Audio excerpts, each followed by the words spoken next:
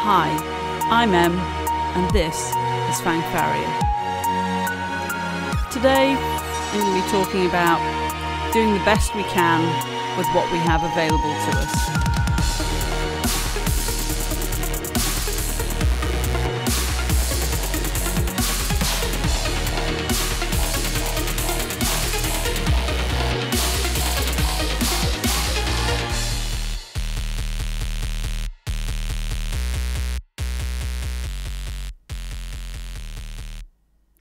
I've been procrastinating and deliberating over this episode. It was going to be titled Patient-Centered Treatment Planning, with a view to bringing what I've learnt from my personal training and sports and nutrition coaching background to dentistry. The idea behind that had been introduced to the concept of client-centered coaching. And the more I looked into it, the more difficult it got to kind of explain and not go down too many rabbit holes at the same time. Because what dawned on me was that so much of dentistry is shades of grey. It's not all or nothing. It's not black or white. And a lot of it isn't right or wrong. A lot of it depends. And that's something I see in my kind of training and coaching world too, is that it's difficult because dental school is built around exams. It's built around having a correct answer for something. And I think that in order for it to work along with medicine, it has to have certain this is right and that is wrong, because otherwise, if you introduce that concept of it depends really early on, it can just muddy the waters and make progressing really, really difficult. But it also puts into highlight kind of the importance of experience and getting out and doing it and finding what works for you. So I graduated over 20 years ago now, and I'm a UK graduate and went into the Navy for my first job and for my vocational training position, as they were called back then. And my first trainer, because I had a couple over that first year, because the nature of the services is such that people move around. And the first trainer that I had was a Manchester graduate, I believe, and I'm a Liverpool graduate, far senior to me. And one of the first things he said was, you've come out of dental school as a Liverpool clone. You've come out with the beliefs and the views of that dental school. And now your education begins learning what's being taught at other dental schools, what works in real world and in real hands and from the experience of others. And I'll never forget that, because he's quite right. And I've been quite blessed that I have worked with people from dental schools all over the world, with experiences that contrast as night and day. That I've had experiences in the hospital and working alongside specialists as much as I have working alongside kind of newer graduates and just different schools of thought, and being taught from that early stage as a new grad to question some of the things I had been doing because they had been the right answer at dental school. Because it's not that they were wrong, but in real world, it depends. And when I wanted to get to kind of patient-centered treatment planning, it was with a view to kind of analysing and reflecting on how we treatment plan with respect to what our motives are and what existing bias that we have. Because we all carry around bias. And some of that comes from which dental school we're trained at. Some of it comes from our past experience and where we've had fingers burnt and complaints. And some of it comes from again, kind of seeing patients, you think, I've seen this patient before, or I've seen this scenario before, and almost kind of complaint and negativity avoidance. And it's difficult in a world that surrounds us, a professional world that surrounds us, that does strive for excellence but attracts perfectionists, and almost a feeling that if things go wrong, we will be judged almost at a specialist level rather than as a general practitioner.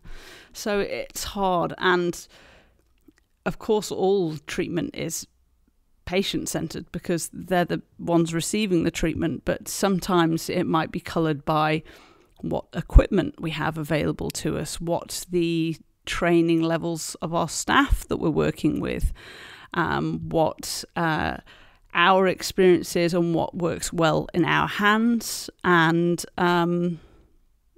all of those kind of things. So what our labs are like, what experience we have with our labs, what our specialists and the relationships we've kind of built with those, because all of these things will lean us towards different treatments. So, for example, I consider myself reasonably handy at extractions and oral surgery, but I know the limitations of my practice and equipment and lighting and suction and the experience or not of whoever's assisting me, and the compliance level of the patient in terms of what I have available, whether there's sedation available or anything else. So all of these things will influence whether I choose to treat or to refer, what I will recommend, and how it kind of moves forward from there. But those are,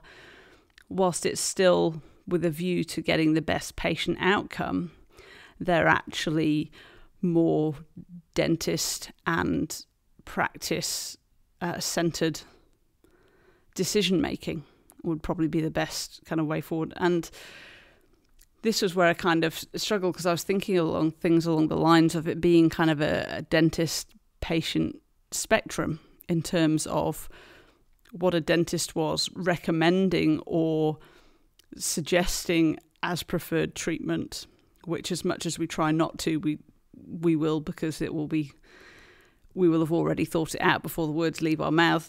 But the other side of it being patient-driven, so not necessarily in a good way patient-driven as in, I want this done now, when now hasn't allowed us the time for the necessary investigations and preparation, for wanting treatment that is borderline achievable and sustainable for that individual patient. And again, in combination with that, wanting it now before you have a chance to stabilize and review and see what natural kind of prognosis might look like for that work.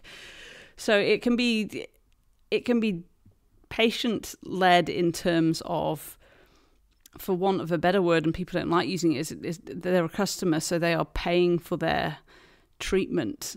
So ultimately, they can vote with their money in terms of what they want to spend treatment on, and that what we have on mostly on a day-to-day basis is actually kind of a negotiation between the two, because we do have all the knowledge and the experience, and but they know what they want, and they'll have done their own research. And whilst your Google search doesn't trump my dental degree, it can feel like it's a gradient that we're pushing against all the time. And we have to be kind of wary of that fine line between confusing someone with offering them every treatment under the sun, and how we narrow down what we feel might be best for our patient. And again, this is just that kind of grey area that's not really taught at dental school, in that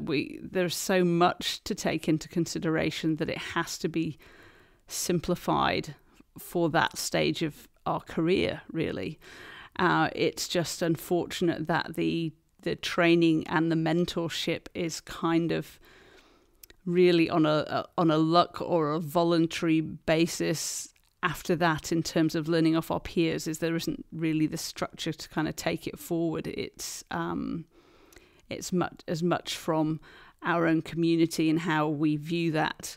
And in a world where numbers are crunched more often than not, then that slows things down, and slowing things down can cost money to a business, unfortunately. And it's a big gap that needs to be addressed, because the only way to get kind of great dentists, great dentistry, and great outcomes that both a dentist is energized to do and enjoys to see as it carries on down the years, and a patient is happy to both pay for but understand and have met their needs. And again, it's a weird kind of thing, because what we perceive as a treatment need or goal, and a gold standard that we're taking again back from dental school, to what the patient actually wants fixing. And the best example I could probably think of for this is your first time immediate denture patients, your first time full immediates, or certainly kind of full uppers. And not to necessarily stereotype, but you could have several patients, and they all want different things from their dentures. And we're thinking, well, we want to provide the best we can do. So we're thinking about aesthetics, and we're thinking about fit, and we're thinking about this. But you've got, say, a guy that has had broken down teeth for years, is down to the last few, and either the motivation has come from someone else in their life to sort out their teeth and have something more presentable, or they're down to the point where they're starting to lose enough function with what they've got that they're coming to you. And quite often that patient, not that we make them something that looks awful, but aesthetics isn't a priority. They've had kind of these broken few fence posts for many years, and that's not what's driven them to the next step. What they want to know is that they can chew on it, or that they can eat steak on it, or that they can do something of that kind of magnitude. And it's not to say that that's suddenly going to be the treatment you provide, but if they're looking for a solution that cannot meet their needs, it's having that conversation early, so that you can get a better outcome both end for you and the patient. But you may have a very similar scenario, and again, it sounds kind of stereotypical, but it might be a little old lady who, or not necessarily a little old lady, it might be a middle-aged lady that's moving from incredibly ugly teeth that she'd never been pleased to show or had wanted to smile or do anything like that. And her main thing will be aesthetics and how well she can speak with them in. It's wrong to say that they're not particularly worried if they've got to take them out to eat, but the primary driver is different in both cases. So you can get to the end of these treatment plans if you haven't really had that proper conversation and used those kind of active listening skills and got down to the nitty-gritty of it at the early stages, and you can end up with a beautiful denture that's not meeting their functional needs, or you can end up with something that's very functional and looked a lot like their older teeth, but they actually just wanted teeth that looked like everybody else's set of false teeth.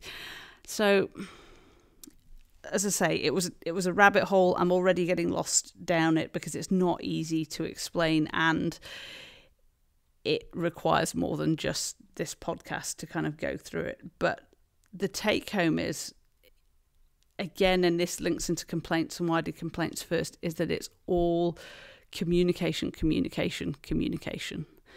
and not just verbal communication, and not just written consent and forms that you feel are kind of some kind of insurance against a complaint, and forms that we have to fill out sometimes. but it's actually really getting to know your patient well enough that you understand their motives for what they're doing, their circumstances in terms of finances and what they're willing to risk. So they might be pushing towards quite a risky treatment plan, but if they're willing to accept that there's a cost that comes with something that might not last, and that there may be an additional cost after that, and they're quite happy, you may move forward with it. Whereas somebody that really needs more of a guarantee on the money they spend, then a less risky option will be for them. And having that chat and that discussion and giving them time to go home and chat with family members, because I've had people say to me before that a maybe is a no. It's a very kind of salesy kind of feel to it, but these are kind of quite emotionally charged conversations. Teeth and appearance is quite emotionally charged on its own, and some people do need the time to not have feel rushed into or pushed into or persuaded into the outcome, because if that's the case and then we've misunderstood what their actual needs and wants were, then we could find that we think we've done great treatment, and clinically and technically it is, but we've missed the mark by a country mile in terms of what the patient was wanting as an outcome. And some of that is just unrealistic expectations and identifying those early. Some of it is slowing them down. So there's a lot of stuff about slow dentistry at the moment, which I quite like. I work in private dentistry, so I would like to think that most of my dentistry is relatively slow. But slow in terms of slowing the patient down is we've got to train our patients better. And that sounds silly to say train our patients better, but in the same way that anyone that's been in a practice that didn't have a hygienist before and has had to build a hygiene book is it's training patients' thoughts on hygienists and not a dentist clean, and educating them into what the benefit is from that and what they'll gain from it, and ultimately what the full role is. And you will see across different cultures. So I'm going to give the States as an example that I find here in New Zealand, that patients from the States are much better kind of dentally educated and dentally aware, and whether that's because of insurance-driven treatment over there, or whether it's just that it's ingrained from a young age, and that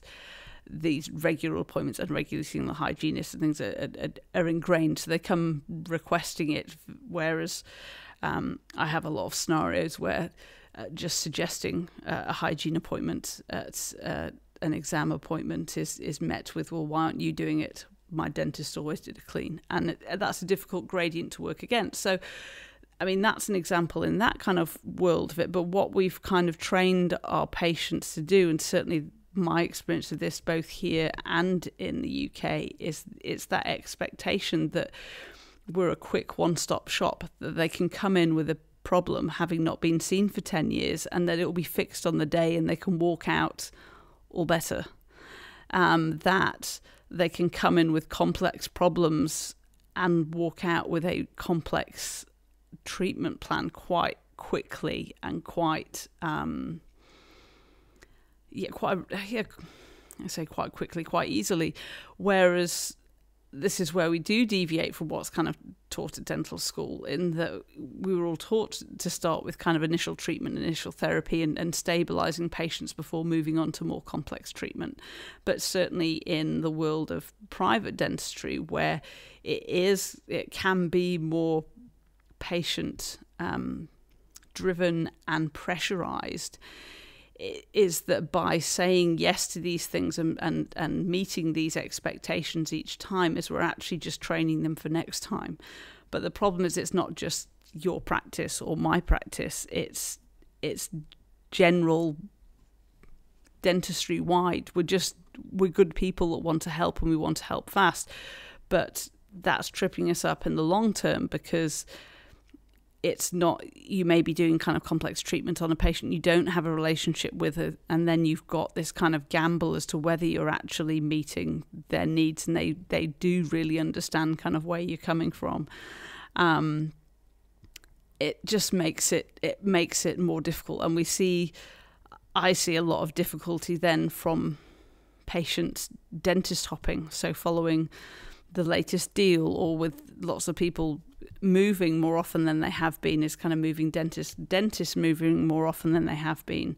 I think there have, and I'm quoting off the top of my head, so I can't give you the actual figures, but I'm pretty sure there have been studies to show that, generally speaking, the more dentists a patient sees, the more dentistry they will have done to them over a lifetime. And I would like to think that part of that is not establishing that relationship and not being able to see progression and patterns over years, because you're getting a glimpse and a snapshot, and couple that with this defensive, reactive, I'm going to treat everything I can see right now because I don't want the next patient to pick it, the next dentist to pick it up and criticize it and say, why haven't you done this? That we don't know, we're not going as well in terms of identifying kind of low caries risk, high caries risk, periodontal risk, and when we need to kind of jump into big treatments, and when sometimes we just need to lay off and stabilize. So slowing dentistry down, not in terms of appointment length and the treatment we're doing, but slowing it down in terms of patient management and getting out of this instant now kind of demand and culture. But it's also hard, because we know all these things are going, is that you have to kind of just accept that sometimes you'll be preparing these patients for the next dentist, and that if we can all be doing it, it will work in everybody's favour. So I guess to summarise, it would be trying to think of each patient we see as a bigger picture and a long-term patient, accepting that patient practices are such that patients will move around, dentists will move around, and this is a different picture to 20, 30 years ago, and to seeing a lot more people who saw a dentist, a family dentist that they saw for most of their life, and then they saw the guy that took over from them and stayed at the practice at the same place. So that kind of overarching patient care we have to work out how to do when we know it's going to be done between different practitioners, and how to build those relationships when we're only getting a section of that time. And again, that need to let go of the absolute and the black or the white, the all or nothing, the right or wrong treatment, to embrace the grey area and to really explore it in terms of questioning what you have been taught and what others are doing around your country, around the globe, what other lectures and things have to offer, because at the end of the day, it does depend. And we can only hope that, should we be unfortunate enough to come in front of a board for a disciplinary or case review kind of hearing, that they will take "it depends" into account, because we can't just work defensively. We can't just narrow down options because we're too worried about the negative consequences. We just have to work better on the communication and the relationship building, and I think that will feel better to us. It will be received well by patients, because they will pick up on almost trying to throw the small print at them before we've even kind of got to what treatment we're doing. So yes, it depends, and we do the best with what we've got, and we strive to make what we've got better each day. All right, thanks for joining me. The discussion, as always, continues on Twitter at @fang_farrier, and on Facebook in the It's a Dentist Life page and the Fang Farrier group. feedback always welcome. I'm going to do kind of a summarising episode maybe next week. Not too sure kind of what my timetable looks like. And then kind of draw a line under season 1 and review kind of how season 2 is going to go. I'm about to embark on a positive psychology diploma, and that starts off with an intense in-person course next week.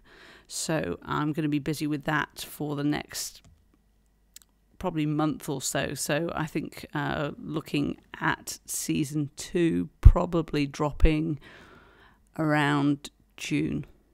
All right, take care of yourselves. Bye.